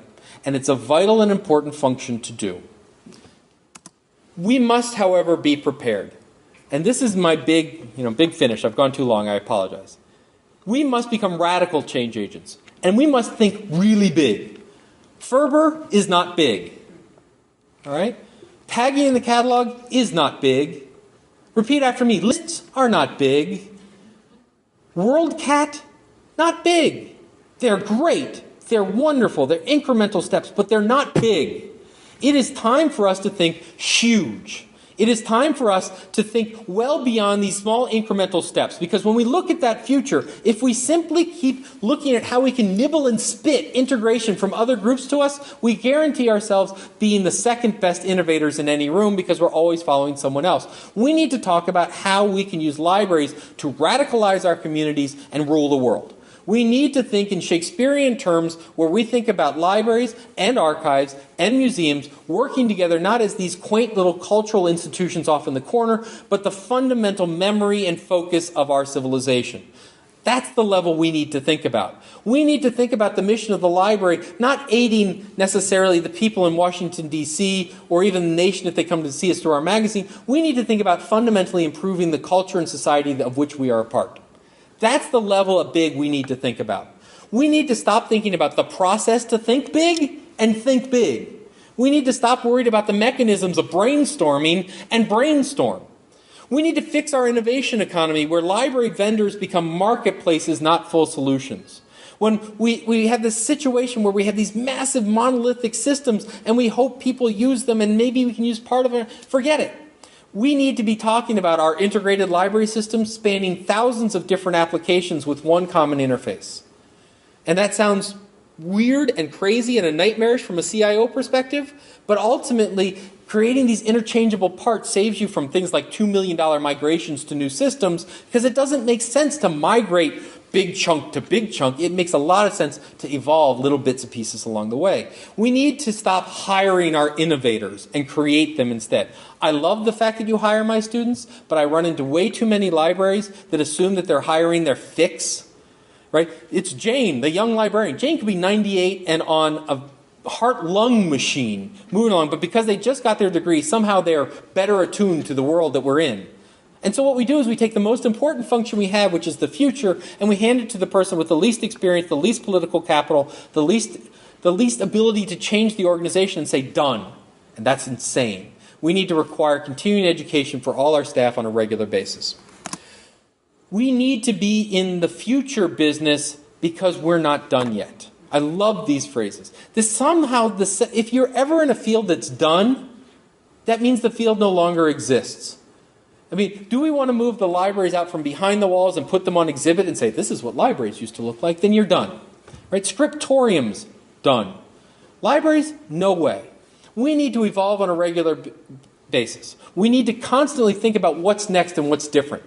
And we need to do it at every level. Everyone's business. So this is a quote I heard on Oprah the other day. Gratitude never radicalized anybody. It is very possible that libraries can be loved to death. And it goes like this. I don't mean we get so used we don't know what to do. I mean this. I love libraries. Right? Let me switch it to the Smithsonian. When I was 6 years old, I went to the Smithsonian with my mom, and we went and we got... Have you ever been back? No, but I remember it so fondly. And they gave me this hot fudge sundae. Great. Are you a member? No. But I really love looking at the pictures. Right? This idea that the same thing with libraries. Oh, we have libraries, and they're great. How do you know? I love libraries. Have you ever been to them? No. That's being loved to death. Being loved to death is becoming a spectator to your own irrelevance. There's very few people who will ever stand up and say, close the damn libraries. We hate them. Get rid of them. They love libraries. They just don't use them.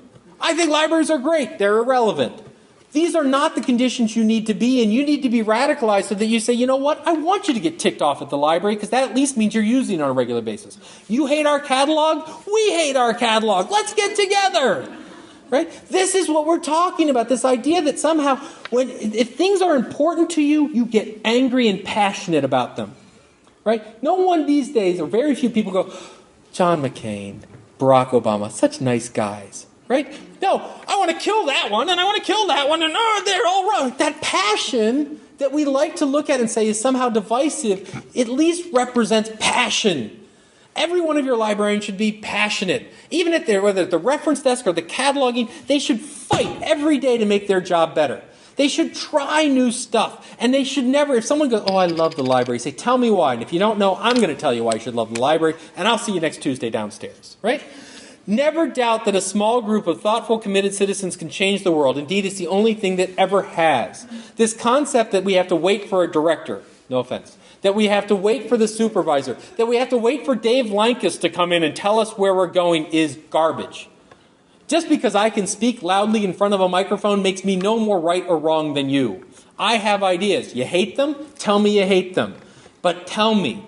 I'm tired, and you are tired of the people at the speech who sit in the back row, no offense, and they sit there and they go, well, that might work in your place, but you're working. Right? This is the worst thing that you can get. Right? We're going to change the world. The person in the back going, well, you change your damn world. Right? You want that person to stand up and go, no, we're not. Because at least if you're yelling, you care. Now, we could do this in a constructive, formalized way. I want to be real clear that this doesn't mean acrimony and contention and fighting. It means passion and excitement and engagement. That on a regular basis, right?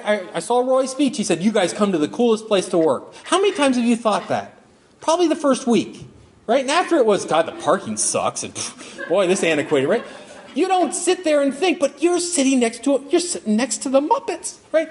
This idea that every so often you should walk around and go, damn, this is cool, right? The fact that you're the Smithsonian, I mean, let's face it, you could have called me last night and said, Dave, we need you to get in a car, come down. I would have done it. That's power. That's what you can build on. Build on that passion. Build on that power. Take control of it. Build your future. You want to know what you're going to do in the next 40 years? First of all, you all have to agree that you'll be here in 40 years. Anyone who doesn't think we're going to be 40 years, leave the room. Then what we're going to talk about is what do you want to be in 40 years? I want to be highly paid, and I want to be thin, and I want to be blonde, right? And I want to have hair. You know what? I can do it. I can lose weight, and I can go get hair plugs, and I can dye my hair. It might cost money, and I'm not sure my wife would be that happy about the money. She'd be happy about the hair. But that's the kind of commitment we need, not sitting back and going, well, Dave's going to be fatter and balder, and that's not helpful. Be intelligent. Be aware of the trends. Be aware of the data. Know where you are. But don't pretend that somehow dictates where you're going. You dictate where you're going. No institutional mission, no larger strategic plan. You. This idea that somehow the institution exists beyond the people in it is beyond me every time. Well, they'll never do it. Who's they? Well, the library. You're the library. Oh, right? We're a human-constructed organization. Where we are and what we do is up to us. This idea, for example, do we serve the public directly or only curators? I would tell you that that's a decision that you get to make. And others would say, no. That's at least a position you should fight for if that's the way you think you should go. That's my point. Fight. Think. Do. Don't sit back. Don't wait for someone to tell you the way it's going to go. Don't follow the trend and assume it's going to take you in the right location. Don't follow. Lead. And on a regular basis, you will create the future of libraries and not have the future happen to you. Thank you very much.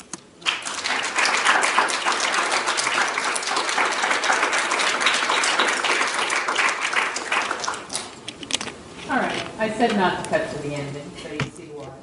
I'd like to invite questions, comments. I would ask you to come to the mic because we are recording. Also, I'd like to remind you that we have another speaker in our series, Clay Shirky, on November 12th. So you're all invited to that. It's going to be in the Kirby room. And on your way out, a cake of Ruby cookie. We have some from our gala. We have Ruby Slippers cookies that are quite good. But you have to come to the mic and ask a question or make a comment to get one. And I'm very nice. I don't yell at questions, I promise. Well, there have to be some comments. You still absorb on the top. Yeah. Yeah. I'll ask the first question. I'm Ann Van Camp, and the director of the Smithsonian Institution Archives. And we've had this sort of rogue little group here at Smithsonian working on this project to put a lot of our images up on Flickr. And, the response to that has been phenomenal. Huge traffic to the site, lots of, comments and tagging and all of that sort of stuff that you expect to happen. And we have absolutely no idea what to do with that stuff. And it's sort of interesting because I think we all go back and forth about, how much should we allow the public to have some influence on what we do with our own material. And personally, I think it's great. I have no idea what to do with it either, and a lot of it's kind of crap. But I think that we are pretty good at sorting out the wheat and the chaff and that sort of thing. But we still don't really have a very good idea of how to bring any of that into our system. And they're actually not coming back to our sites either. Right. So that's kind of, I don't really know what's going on there. And maybe you could say something about that. I think there's two things. One, if you're sparking conversation, the number one thing I would worry about is capturing the conversation in the sense of having the data to analyze it. Not necessarily feeling like you had to direct it, not necessarily feeling like one use is better than the other, but at least track it. I'm going to go to library catalogs for a moment, clearly, but it makes sense for a second. It used to be that we talked in library world, and I think we talk a lot in information industries writ broad, about noise reduction. The idea that what we want to do through systems, through time, is we want to reduce noise. And one could argue that what you're generating is a lot of noise. Right? A lot of people are out there and they're doing a lot of stuff, but it's not a very coherent, melodious thing. It's just a lot of stuff. And I think that the reason that we built this concept of reducing noise through classification, through cataloging, through all this stuff, is that we assumed that we didn't have systems that could support the noise. And what I want you to do is think about two different systems. One is, imagine if I give you one task. I sent you into Union Station at rush hour, and I told you to capture every conversation going on. Ugh, right? You would probably do, if you really, made you do it, you would want to do is stand up with a bullhorn and go, everyone stop. Business conversations over here, personal conversations over here. And what you would begin to do is subdivide them into small enough groups that you could walk up and say, now what are you talking about? And truth be told, that's about all you could do in that environment. But as we're sitting here speaking, well, actually, we're about 3 floors under the ground, but theoretically speaking, thousands of radio waves are going through your body right now with people on conversations from cell phones, on the radio, on, the FBI is hanging around, whatever it is. And they're not interfering with this conversation. To capture those, you have a piece of technology called a tuner, a radio tuner, or a cell phone that allows you to tune into the conversation you want. You don't want it, you tune into another conversation. On the radio dial, you can even co-locate things, regardless of where they are on the spectrum. These are the kinds of systems we need to talk about, which is, let the noise happen. we have systems right now that we can't deal with the noise because everything we have is built about reducing the noise through curatorial voice, through classification for reduction of information. It's all about reducing it down to some capturable conversation. What we need to start building is systems that allow the noise. And part of the problem is, do you have a mechanisms to bring Flickr data back onto your site? Right? We've got systems to get it out to Flickr. Do we have this ability where we can highlight the last 3 comments done on this image where we're just pulling it directly from an RSS feed coming from Flickr, right? So that we can co-brand the two together.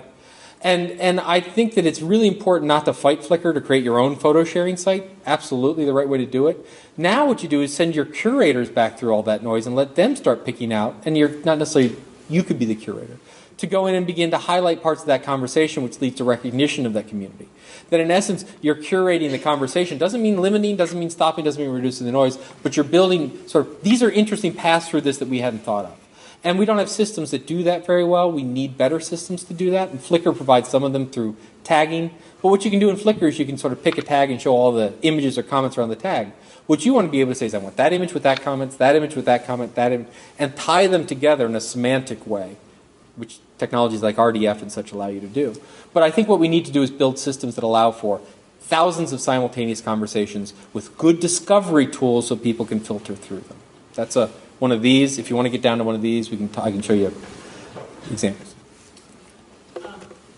I appreciated what you said about needing to, for the library or some entity, to take the scientific output that we are creating and put it somewhere. There's also a need to capture then the different levels, so to choose that, to show our relevance, you have to say how that information is being used. Mm-hmm. And the original article, may seem kind of dry to Congress. Oh, so they classified another bunch of shrimp. What you need to do is to show how others around the world are using the information. Right. Is there anything concrete in development that will allow to make it easier to do that? What's remarkable is that there's something that's allowed us to do that for a couple of decades called Web of Science. Of course, it wasn't Web of Science when it started, but the social science and science citation abstracts. We spent a lot of time focusing on the front pieces of material, titles, authors, ISBN numbers, page counts, and when all the real interesting stuff was in the back, citations. And I think citations are a quick, easy way to do it. The problem is that let's say that I come into the system, I come in the Smithsonian system and I pull up the shrimp classification Del Fuego article of the month. I might be able to, if it's full text, I could probably get in there and find the citations. It would be nice if they were automatically linked to other materials. But finding it forward gets much harder, right? Because it's sort of a dead end for us. Because we don't capture that along the path. The scholarly communication and how it gets applied is a conversation, communication. And the way in which we build upon that conversation, that memory in a relational way, is through citation. And so I think that the library system should focus on citations. We shouldn't, in essence, buy those and hope someone captures them. We should pick what's important and follow them. The other part of that is that was written by a scholar. And you probably have your claws into that scholar for some reason. And they do care a lot about how their work gets pushed forward. And so making them part so that you can tap them on a regular basis and say, how did this get used? How did that get used in 5 and 10 years? And then being able to capture those stories that you can then take into Congress, I think, is important. But part of it is we need to be much smarter in the idea that we have impact with our materials. We don't simply describe them. And that means you begin to capture conversational clues like citations. You begin to capture people's navigation and ideation through it. You begin to capture the scholar's work and workflow. So.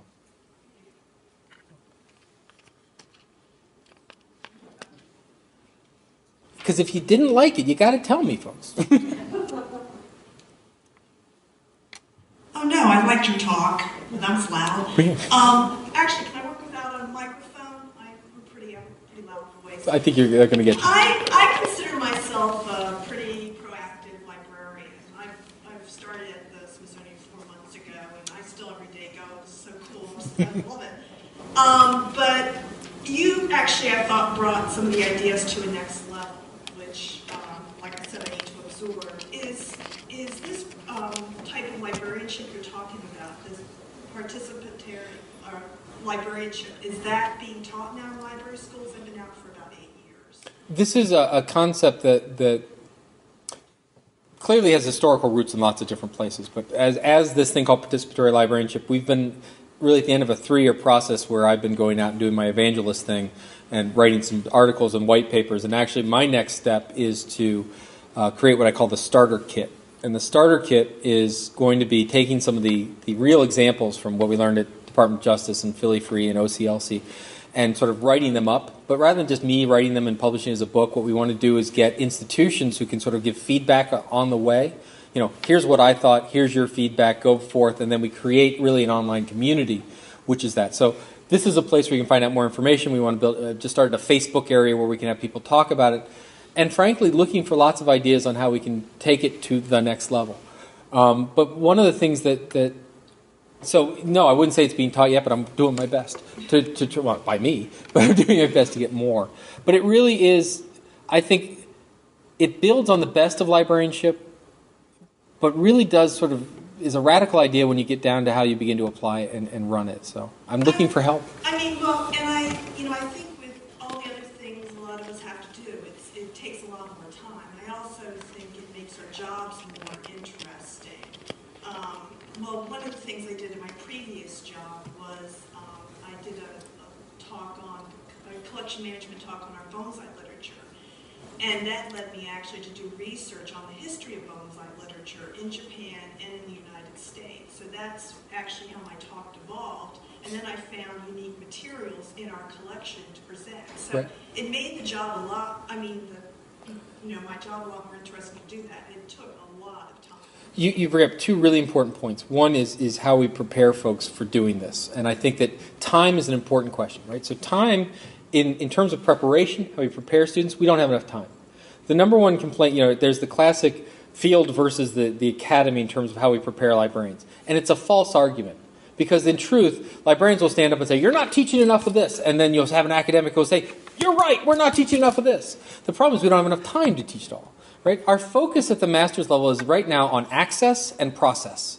And what it needs to be is on change and managing the change and innovation. And to do that, we need to talk about how we can break out of this model.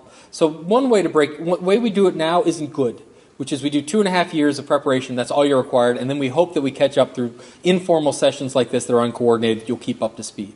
What we need to do is talk about, do we need an undergraduate that handles the process issues?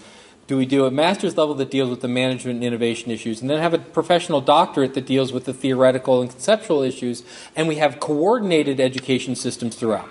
Right? And I've seen some libraries, I assume you guys have a continuing education system within your own library system, but we need to see if we can spread that wider. The second is time of the day. Right? How do librarians engage this? And I would argue that there's 2 really uncomfortable things that need to happen. The first is we need to look at everything we're spending our time on and say, do we need to do it? The 2 most important questions that a librarian needs to ask today, and frankly a librarian, a curator, a dad, a mom, are why and why not? Look at everything you're doing and say, why am I doing this? Right? So, for example, I heard a library that talked about collection maintenance. And collection maintenance was whenever you asked the librarian what they were doing, they'd say collection maintenance. And whenever you tried to find out what collection maintenance was, you couldn't. Because it wasn't shelving, it wasn't weeding, it wasn't really dusting. I think it was sort of, don't bother me, it's free time. And to be truthful, you need free time. I mean, one of the problems that we have is if you're so busy in process and doing something, you have time to innovate because you can't think about something. So I'm a big believer in taking, I'd love it if it were a day a week, but at the very least 2 or 3 hours a week where you set someone into a room and say, play, and just think of new ideas. The why not is, I think too often we answer that question before we've asked it out loud. So Department of Justice has this wonderful website with pathfinders and materials that is available behind the firewall. And one of the problems they have is they can't maintain the systems to do it because they're sort of these antiquated systems where they can go to a wiki site or Flickr or Blogster and have all the tools they need to do it better right now, but it's outside of the firewall. Now, all the information on this is Pathfinder and general stuff, but the librarians don't want to do it. And when I said, well, why not? They said, because the lawyers won't let us. I talked to the lawyers. The lawyers would love it because they could do it from home and they could do it in the field offices and everything else. They answered the question, why not, before they actually asked the question. And I think all too often we never ask that why not question, or we go to one source and we get shot down and we stop. I mean, it can be really frustrating, right? My father's favorite joke was, how do you tell a pioneer? He's the one with the arrows in his ass, right? When you're trying something new, people are going to shoot you down on a regular basis, and that can be tiring and frustrating. But I think that if we looked at it, how much time do we spend in metadata maintenance? How much time when we could crowdsource a lot of that? And I'm not saying, oh my God, we're going to go to tagging instead of any sort of intellectual organization. No, but how much time do you spend on intellectual organization with cataloging that your curators spend on it and putting in terms of collection, that your users do in terms of their dissemination, that you're duplicating so much effort. Can't we just sort of look at a workflow that captures all of that, or at least, and then preferences one versus the other? So it does take a lot of time. But if you're participating, you have a community, you also then get to distribute the workload to that community. That right now, that's that service thing. We take the question, we assume we own the question, it's ours. We call it the greedy librarian problem. We greedily take a question, and we solve it, and we fight like hell to solve it, and we never want to give it up, when we could have walked across and asked someone else, and they would have given us the answer in 10 seconds. Right? We need to say it's okay for us to say, I don't know, or let's bring a group in to deal with it, and we need tools to more efficiently bring these groups together, whether physically or virtually, to do it. So it's a context-specific answer, so I can't tell you, don't do this, but I'll tell you one, don't spend so much time on the catalog. That's me. Yeah, I know. I would rather you take 90% of the effort you're doing in fighting for shopping for you guys are looking for an integrated library system, right? Okay. Take 90% of the time you're doing in shopping and comparing and getting RFPs, and spend that coming up with your own specifications to hand back and say, this is what we want. I think all too often we don't do that. We assume that we have to buy something, and we don't. We can build it. And we can build it with lots of off-the-shelf pieces. So, another story. I really have very few opinions I share with the world. I love many of your opinions. Thank you. I'm Angie now, and I represent a number of those many libraries in the Natural History Museum. And I love the picture of the Free Public Library of Philadelphia, because it really, in a sense, captures where we are in terms of my particular situation. The fact that we are undergoing a very massive rebuilding project into new space of spaces that are in a almost 100-year-old building. Mm-hmm. Okay. I am very interested in finding out any kind of reaction you would have in bringing together some of your points on the pressure to participate, the future in everyone's business, and social capital, and translating that into physicality, mm-hmm. space physicality. That's actually exactly what we did with the Free Library of Philadelphia. They have a 100-year-old Beaux-Arts building, and they got agreements to go out and raise, originally it was $70, but now it's $110 million to expand the central building. So what they're going to do is build, of course, the brand new, really cool building sort of seamlessly attached to the old one. In fact, they have a wall full of all this metal shelving that turns out that it's actually structural, so they've got to cut through it. But that was the question, because what happens is when we first started, so they went and got the Starchitect. I love that phrase from the New York Times, right? The architect who's a star. And it's all about them. And they rolled out the plans, and all the librarians originally looked, and number one thing in their mind was that they had expanded from 4 million volumes to 9 million volumes. That was the number one thing on their mind. And so what they did when they looked at the architectural plans is they said, we can move these books over here, move these books over here, and compact shelving all over here. So $110 million, brand new building full of compact shelving. Yay. And so, but they had the question, well, what else do you do? This is back to a lot of that language where I showed you, pointing to the stars and thinking about the trenches. We have a lot of people that tell you this brand inspiration, where does it go? So that was our question. So, for example, the entrepreneurium, first thing we did was we identified significant, we called it conversational analysis. We identified significant conversations going on. That's not stakeholder analysis, because most of the time conversations span stakeholders. right? So, for example, if you have a new exhibit, you have the curator having a voice into it, you have the visitors having a voice in it, you have the finance people having a voice in it, right? So it's not just what the stakeholders, what conversations are going on. For each one of those conversations, how well can we understand what the needs and parts of that conversation are, and then link it specifically to service. So, for example, we identified the business community. Economic development in the urban core of Philadelphia is huge, right? As is violence and youth activities. As is writing, because they have an amazing writing program and they have a very energized writing community and a music community. So they identified these significant communities, all right? Really conversations around. And then they went to those conversations and they said, all right, what do we need within it? How do we facilitate it? So I'm going to take the business example. The business example is we identified that we needed to talk to entrepreneurs and people starting up businesses, not established businesses. So I went through a little bit of that logic. But that was talking with the community itself. We formed you could call it an advisory board, but really it was the governance structure, which was the business librarian and the entrepreneurs sitting together making decisions. In the music community, they wanted a curator. They wanted someone, that was their model of governance. They wanted someone to say good or bad what gets performed and not. The business community wanted business people. The writing community wanted nothing to do with governance whatsoever.